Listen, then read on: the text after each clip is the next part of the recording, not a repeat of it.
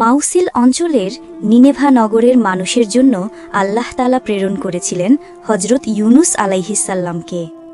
তিনি তাদেরকে আল্লাহর একত্ববাদ ও আনুগত্যের দিকে আহ্বান করেছিলেন, কিন্তু তারা নবীর কথা অস্বীকার করে অবাধ্যতায় লিপ্ত থাকে।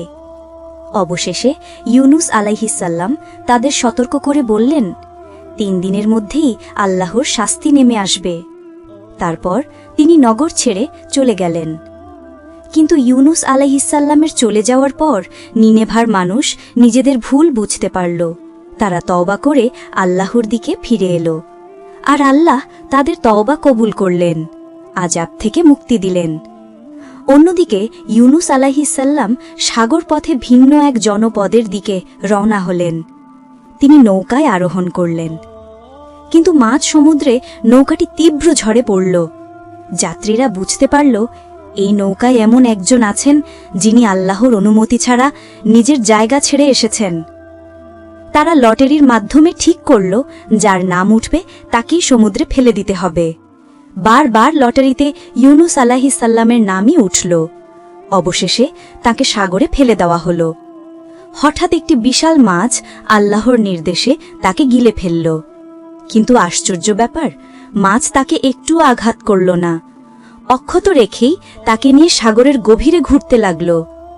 ইউনুস আলাইহিসসাল্লাম 40 দিন মাছের পেটে অবস্থান করলেন। সেখানে তিনি চারপাশ থেকে আল্লাহকে উদ্দেশ্য করে মৎস্যকুল ও অন্যান্য মাখলুকাতের তাসবিহ শুনতে পেলেন। তখন ইউনুস আলাইহিসসাল্লামও আল্লাহ তাআলার তাসবিহ পড়তে লাগলেন এবং এই বিপদ থেকে উদ্ধারের জন্য আল্লাহর কাছে দোয়া করলেন। ফেরেশতারা তার দোয়া শুনে বললেন, হে প্রভু, আমরা এক জনমানবহীন জায়গা থেকে এক পরিচিত কণ্ঠ শুনছি। আল্লাহ বললেন, এ আমার বান্দা ইউনুস, সে মাছের পেটে রয়েছে। ফেরেশতারা তার মুক্তির জন্য আল্লাহর কাছে সুপারিশ করলেন।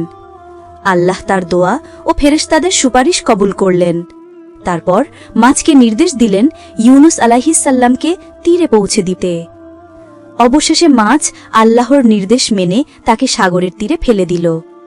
ইউনুস আলাইহিসসাল্লাম জীবিত অবস্থায় তীরের বালুর ওপর উঠে এলেন।